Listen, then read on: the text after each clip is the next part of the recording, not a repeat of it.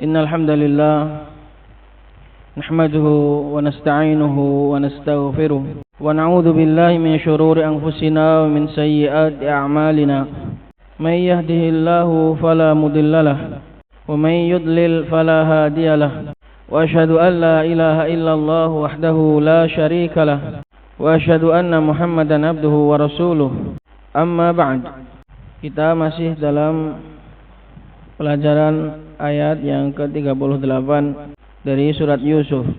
Wattaba'tu millata abai Ibrahim wa Ishaq wa Yaqub ma kana lana an nusyrika billahi min syai' dzalika min fadlillahi 'alaina wa 'alan nas walakin aktsaran nasi la yashkurun. Dan aku mengikuti millahnya bapak-bapakku Ibrahim, Ishak dan juga Yakub.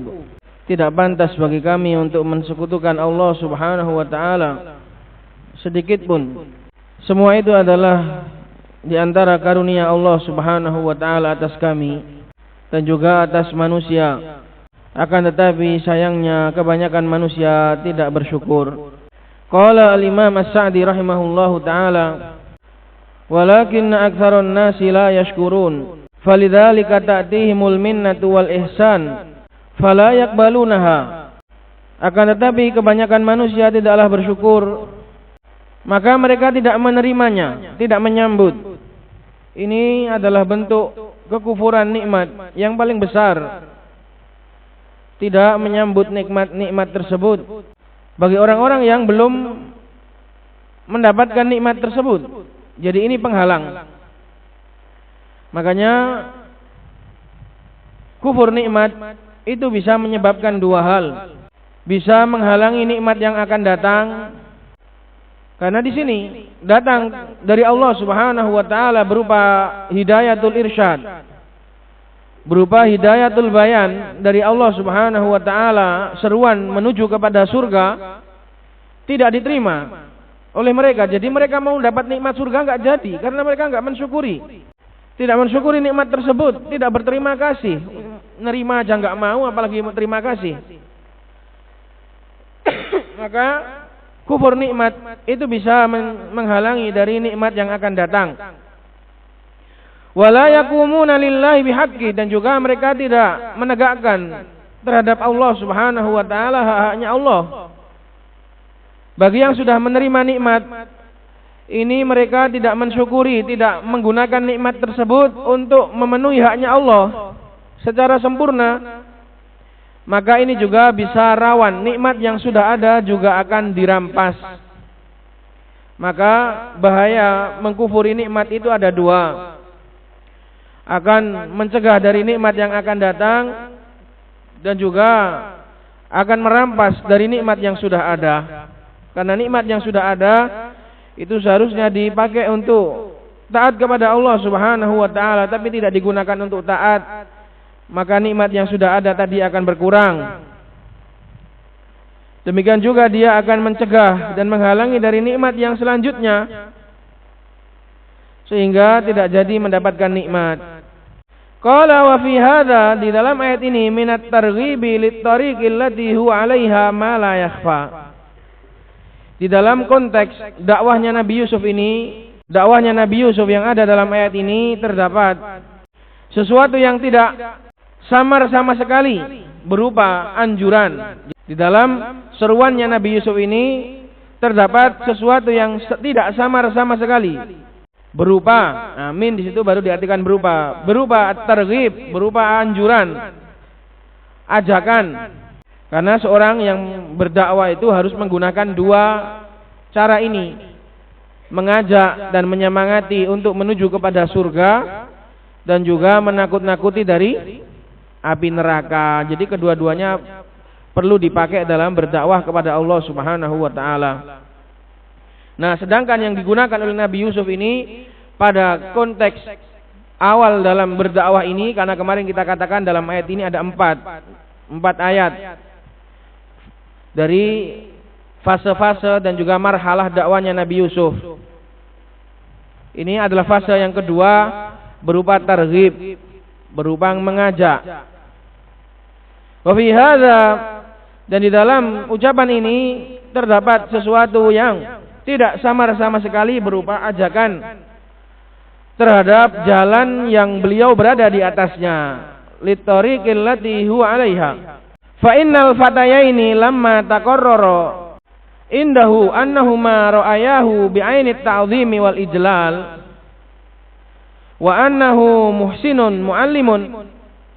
Karena sesungguhnya kedua pemuda yang ada di penjara tersebut tatkala tertetapkan indahu, kembali kepada Nabi Yusuf, tatkala Nabi Yusuf melihat bahwasannya keduanya itu menganggap ra'ayahu, melihat, memandang Nabi Yusuf bi'ainit ta'zim, dengan penglihatan, dengan pandangan mengagungkan dan juga menghormati, dan mereka melihat bahwasannya wa annahu muhsinun muallim, dan bahwasannya Nabi Yusuf itu adalah seorang yang berbuat baik dan juga pengajar yang handal. Zakarallahuma anna hadhil halata, maka dimanfaatkan oleh Nabi Yusuf. Zakarallahuma, maka Nabi Yusuf memanfaatkan. Zakarallahuma, beliau menyebutkan kepada keduanya anna hadhil halata, bahwasanya keadaan beliau itu allati ana 'alaiha, yang saya sedang berada di atasnya, kullaha min fadlillahi wa ihsani, semua itu adalah pemberian dari Allah dan ihsan darinya jalla wa ala. Haitsu manna 'alayya bitarki syirk, di mana Allah Subhanahu wa taala berbuat baik kepada saya karena sudah memberikan karunia saya meninggalkan syirik. Wa bittiba'i millati abai, dan juga bisa menempuh, meniti, ittiba adalah meniti, agama bapak-bapakku. Fa bihadza wasaltu ila ma ra'aituma, dengan sebab itulah saya sekarang berada dalam kedudukan yang sampean lihat berdua. Fayam bagi lakuma, maka kalau kalian pengen seperti saya, ya ikutin saya, ikuti saya. Fayam bagi lakuma, maka sepantasnya bagi kalian berdua antas luka masalaktu, untuk menempuh apa yang aku tempuh. Jadi gini, ketika mereka berdua melihat Nabi Yusuf sebagai orang baik, sebagai pengajar, dan mereka nurut, tunduk kepada Nabi Yusuf, dan Nabi Yusuf juga tahu itu, ini caranya dimanfaatkan. Kalau ada orang menganggap kamu baik, kemudian nurut, kamu kasih tahu nurut, kamu ajari nurut, itu manfaatkan supaya orang yang nurut kepada kamu tadi bisa menjadi baik. Itu adalah kesempatan. Kamu sudah dipandang orang baik, itu kesempatan ya ikhwan, jangan disia-siakan. Di saat manusia itu banyak memandang orang dengan mata-mata kedengkian dan juga dengan pandangan-pandangan sinis, dipenuhi dengan iri, dengki. Kalau ada orang yang memandangmu sebagai orang baik, walaupun entah kamu itu seperti apa yang dia pandang atau enggak, manfaatkan. Jadikanlah itu sebagai tangga untuk memperbaiki mereka, jangan malah untuk memanfaatkan mereka. Kamu kalau dituruti orang, dianggap orang sebagai guru yang baik, itu manfaatkanlah untuk kebaikan bersama, jangan manfaatkan untuk kebaikanmu sendiri. Dienaki wong saenake dhewe terusan, enggak boleh. Karena nurut ustaz, nggih disuruh ini mau, jangan kemudian kamu peralat, jangan kamu manfaatkan, tapi jadikanlah sebagai sarana untuk memperbaiki keadaan bersama. Ayo bareng-bareng memperbaiki bersama. Itu ya ikhwan, ini yang diajarkan oleh Nabi Yusuf. Ketika Nabi Yusuf di penjara, biasanya masuk penjara itu pasti akan diintimidasi oleh napi-napi yang lain. Wah, ini anak baru masuk penjara, pijeti, nah, biasanya gitu. Suruh pijit, pokoknya diintimidasi. Lah ini kamu masuk penjara kok tiba-tiba orang di penjara itu, nggih Ustaz, nggih Pak Guru. Padahal ya mbok Pak Guru mbok gak. Wis pokoke sing penting jenggoten. Akhirnya dipanggil apa? Dipanggil Pak Ustadz. Nah itu manfaatkan. Seperti itu manfaatkan. Kamu masuk penjara kok tiba-tiba, atau kamu datang ke di tempat-tempat umum, di kerumunan, tiba-tiba kok dipanggil Ustadz, manfaatkan. Manfaatkan untuk kebaikan bersama. Kalau kamu ternyata belum sesuai dengan apa yang mereka panggil, naikkan martabat dirimu biar sesuai dengan apa yang mereka panggil. Mereka mengira kita baik, maka manfaatlah prasangka baik mereka untuk memperbaiki diri kita. Mosok rek wong-wong nyongko kita apik kok kita enggak apik rek. gak pantas belas. Itu. Maka manfaatkanlah momen-momen seperti itu untuk memperbaiki diri bersama. Untuk mendakwai mereka, untuk mengajak mereka kepada kebaikan. Makanya pakaian itu juga sebagai dakwah. Ke pasar pakai jubah, ke pasar pakai gamis, jualan, berdagang, pakai kopiah, pakai gamis. Itu adalah bentuk dakwah. Bukan kok kita itu sombong, bukan syuhroh, tapi untuk dakwah. Nabi Yusuf nampak dengan kebaikannya. Apakah ini kemudian syuhroh? Ini adalah bentuk dakwah. Kita pakai pakaian yang baik, kita bersih, menggunakan gamis, menggunakan jubah, menggunakan imamah. Itu bukan syuhroh, itu sebagai dakwah. Karena manusia akan tahu bahwa ini adalah orang yang komitmen dengan agama.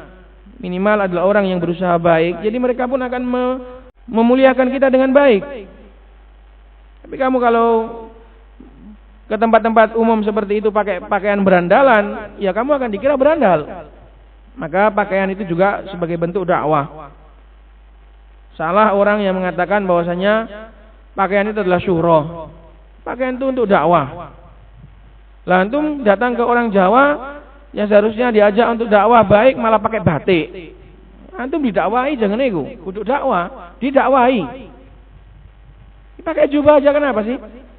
Pakai batik boleh, pakai peci hitam boleh, tapi keyakinannya yang mengira bahwasanya kalau pakai jubah, pakai sorban itu adalah perkara syuhroh. Nah ini yang keblinger otaknya.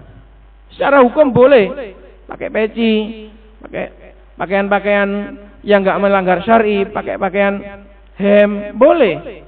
Tapi keyakinanmu yang mengatakan bahwasanya kamu menggunakan seperti itu gara-gara kamu suudon dengan orang yang berjubah dan bergamis, nah disitulah otakmu itu sedang keseleo. Maka pakaian itu juga dakwah. Maka ini adalah bentuk dakwah dengan cara targhib. Itu namanya dakwah dengan metode targhib, mengiming-iming dengan nikmat, mendorong manusia supaya pengen seperti apa yang kita dapat. Dan tentu manusia akan melihat yang paling mereka inginkan itu ikhwan sebenarnya bukan harta, tapi kebahagiaan. Sampean walaupun nggak punya harta, sampean bisa berdakwah kepada orang. Lihat, saya bahagia. Walaupun saya nggak punya harta, hidup saya tentram. Anak saya 10, anak saya 12, saya cuma kerja sehari. Itu sudah cukup untuk ngasih makan mereka. Itu manusia itu pengen sekali seperti itu.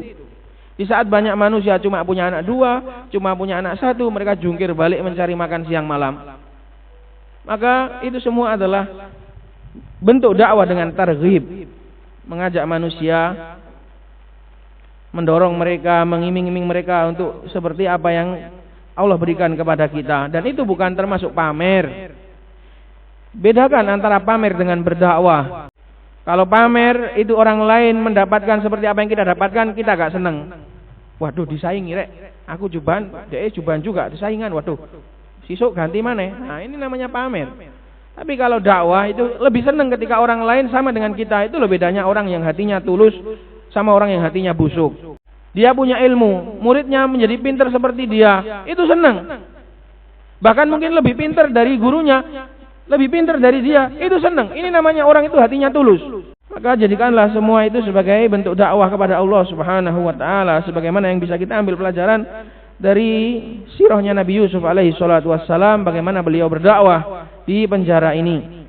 Dan pada ayat yang ke-38 ini terdapat beberapa faedah.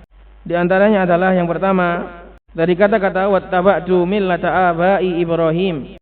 Antum bisa melihat dengan ayat yang sebelumnya, membandingkan antara ucapan sebelumnya inni taroktu dan juga di sini wattaba'tu. Berarti di situ terkumpul dua hal. Terkumpul antara nafi dan isbat. Inni taraktu, sesungguhnya saya meninggalkan agama-agama lain. Dan wattaba'tu, kemudian saya mengikuti agama bapak-bapakku. Ini adalah isbat, menafikan bahwa menetapkan bahwasanya saya ini mengikuti agama. Pelajarannya adalah tidak cukup bagi seseorang hanya untuk meninggalkan sesuatu. Tidak cukup hanya untuk meninggalkan kebatilan, sampai dia itu harus juga melakukan dan masuk dalam kebenaran. Makanya an-nafi wal isbat itu harus.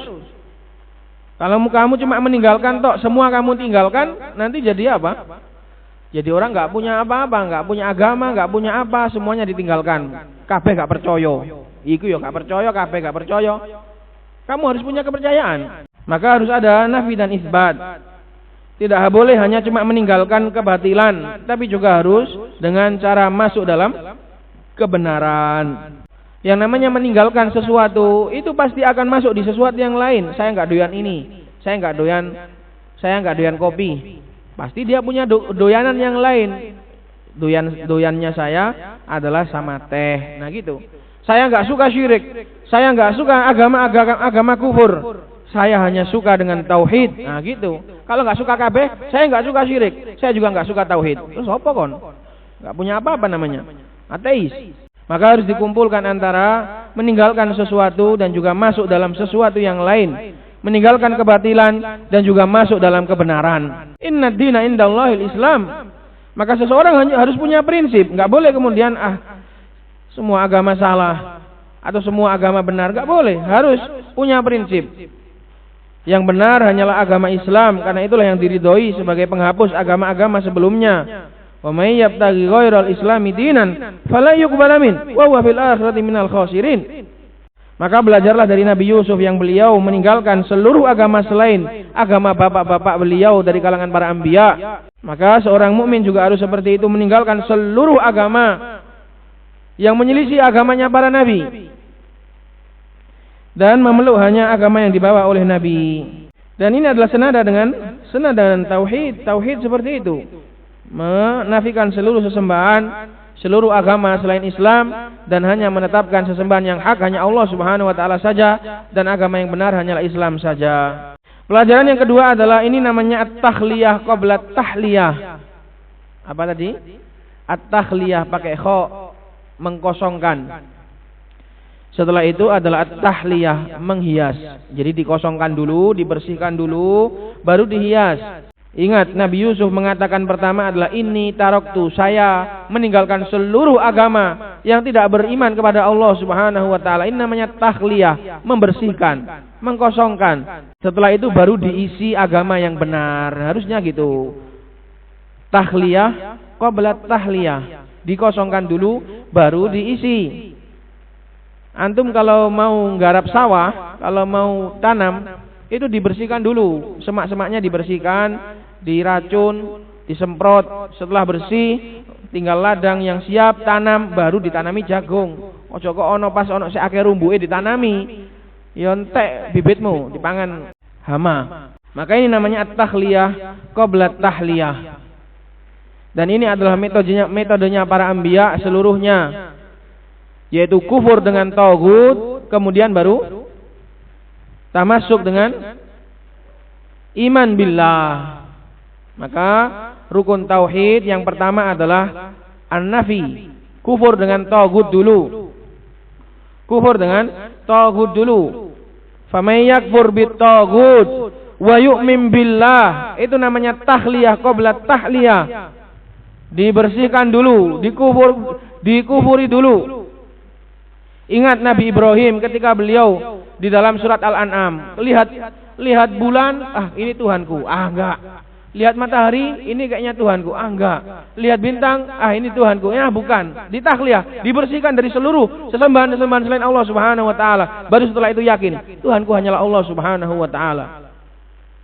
Sebagian ulama mengatakan itu bukanlah ragu dari Nabi Ibrahim, tapi itu adalah uslubnya Nabi Ibrahim dalam berdakwah. Kalian meyakini bulan adalah Tuhan, bulan akan hilang.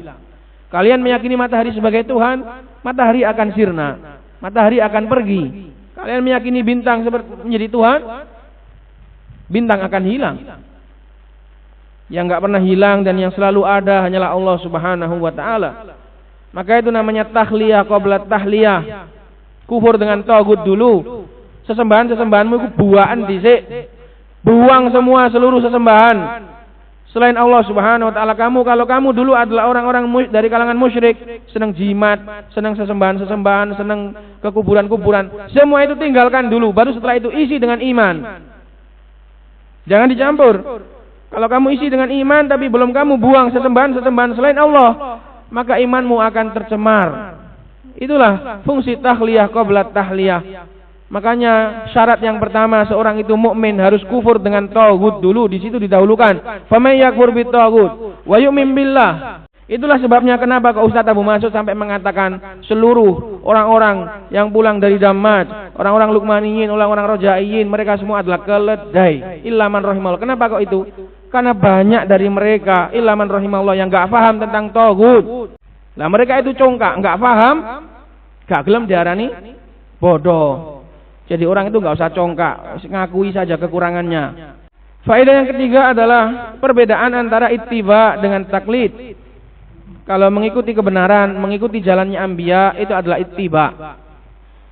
Sedangkan nanti akan disebutkan sama Nabi Yusuf, agama nenek moyang itu adalah taklid.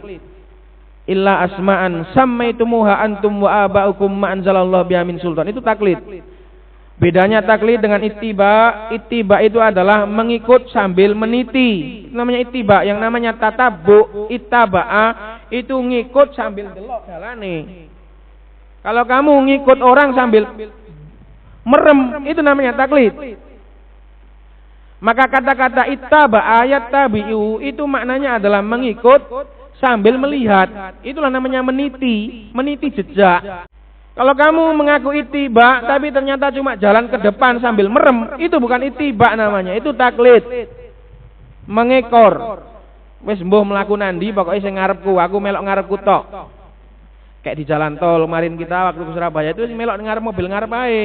Namanya taklid. Tapi kalau ngikut sambil lihat, weh sik delok sik iki Surabaya, papane iki, wah salah iki. Ah, itu namanya ittiba. Ittiba itu adalah mengikut dengan cara meniti, melihat, memeriksa.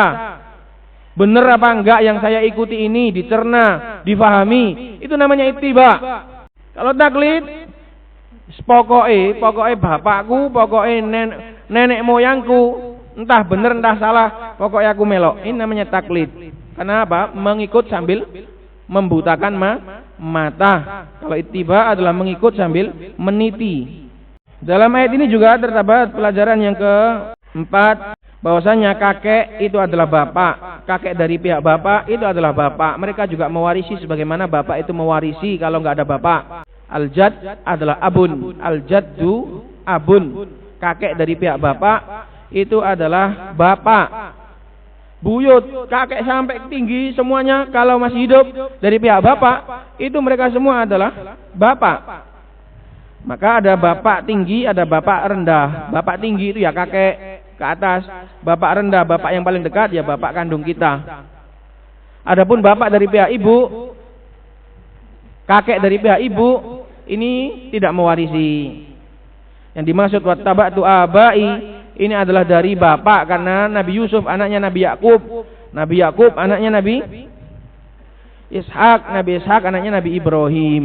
Maka kakek juga bapak. Kalau seandainya bapak nggak ada dan kakek ada, maka dia akan mewarisi. Sampai-sampai Ibnu Abbas bersumpah bahwasanya kakek adalah bapak dan beliau ngajak mubahalah siapa yang menentang ini. Dan di sini dalam ayat ini wattaba'tu millata abai Ibrahim wa Ishaq wa Yaqub, didahulukan Nabi Ibrahim, didahulukan kakek yang paling tinggi karena memang beliaulah yang al-asl, beliaulah yang bapak kita, bapak dalam tauhid. Nabi Ibrahim adalah lambang di dalam tauhid. Beliau adalah patriot, beliau adalah pioner dalam bab tauhid. Tsumma auhayna ilaika anittabi millata Ibrahim hanifa wa ma kana minal musyrikin. Beliaulah yang diikuti. Ishak mengikuti Ibrahim, Yakub mengikuti Ishak, dan Yusuf mengikuti Yakub. Semuanya adalah bermuara pada Nabi Ibrahim. Dalam ayat ini juga terdapat pelajaran tentang menjelaskan silsilah rentetan keturunan yang mulia. Dan seperti itu boleh. Tujuannya bukan untuk membanggakan diri, tapi untuk tahadduts bin nikmah, untuk menceritakan nikmat. Bapak saya adalah guru, kakek saya adalah syekh. Nah, ini boleh. Tujuannya bukan untuk tafakhur, bukan untuk membanggakan diri, tapi tujuannya adalah untuk tahadduts bin nikmah. Dan supaya orang itu percaya kepada kita bahwasanya kita ini keturunan baik-baik. Keluarga baik-baik, keluarganya Nabi, keluarganya para anbiya. Ini namanya tahadduts bin nikmah. Nabi Yusuf memperlihatkan keturunan beliau. dzurriyyah atau silsilah beliau ke atas, bahwasanya beliau adalah keturunan Nabi. Bahkan ini termasuk nggak ada yang lain Nabi yang kayak Nabi Yusuf ini. Bapaknya adalah Nabi, kakeknya Nabi, dan buyutnya adalah Khalilullah. Dalam hal ini Nabi Yusuf nggak ada tandingannya wis. Kalau Nabi Leo sing kayak Nabi Yusuf. Kalau memang saudara-saudaranya Nabi Yusuf nggak ada yang Nabi. Makanya Nabi Rasulullah Shallallahu Alaihi Wasallam mengatakan Nabi Yusuf adalah manusia yang paling mulia. Gimana gak mulia? Wong beliau adalah Nabi, anaknya Nabi, cucunya Nabi, cucunya Khalil. Dalam hal ini juga terdapat pelajaran, dalam ayat ini juga terdapat pelajaran keutamaan ahlu buyuti ad-diyanah, fadlu ahli buyuti ad-diyanah, keutamaan seorang anak yang dibesarkan dalam lingkungan ahli din. Makanya kalau cari istri, kalau bisa adalah keluarganya orang-orang yang baik, keluarganya para ustadz, keluarga orang para dai. Karena itu semua adalah sebagai bentuk tafaul, optimis, semoga keturunannya menjadi baik juga. Inilah keutamaan lingkungan keluarga yang dibesarkan dalam ahlud diyanah. Antum kalau lihat biografinya para ulama, mereka mesti kebanyakannya apa? Dibesarkan dan diasuh di rumah-rumah ilmu. Nah, itu menunjukkan keutamaan ini ya ikhwan. Wattaba'tu millata abai Ibrahim wa Ishaq wa Yaqub ma kana lana an nusyrika billahi min syai'. Dalam ucapan maka nalana ini terdapat ibtalus syirk bi ablaghi siyaq, membatalkan syirik dengan ucapan yang paling dalam. Karena menggunakan makana, ini namanya sigotul juhud. Makanya kalau ada lamnya dinamakan lam juhud. Karena nafi pakai kana itu termasuk sigotul juhud. Dan itu termasuk ablaq dalam nafi. Tidak pantas sama sekali. Nah itu makana lana, makana Allahu liyadharul. Makanya kalau ada lamnya masuk kepada fi'il mudhari, itu disebut sebagai lam juhud karena dia berada dalam sigotul juhud, yaitu nafi dan kana. Sangat kuat sekali penafiannya.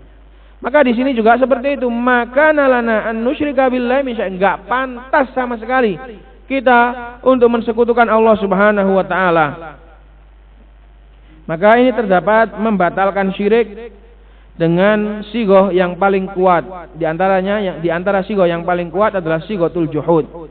Hendaknya ngajak bicara orang dalam berdakwah, dalam mengajari orang itu sesuai dengan taraf kemampuan mereka. Ini dulu beberapa faedah. Insyaallah akan masih banyak faedah. Ini belum yang saya rangkum dari Ithaful Ilaf. Ini hanya baru beberapa faedah yang saya rangkum dari tafsir-tafsirnya seperti Al-Qurtubi, Al-Baghawi, Ibnu Ashur dan yang semisalnya. Belum dari Ithaful Ilaf. Semoga bermanfaat bagi kita semua. Subhanakallahumma wa bihamdik, asyhadu an la ilaha illa anta, astaghfiruka wa atubu ilaik.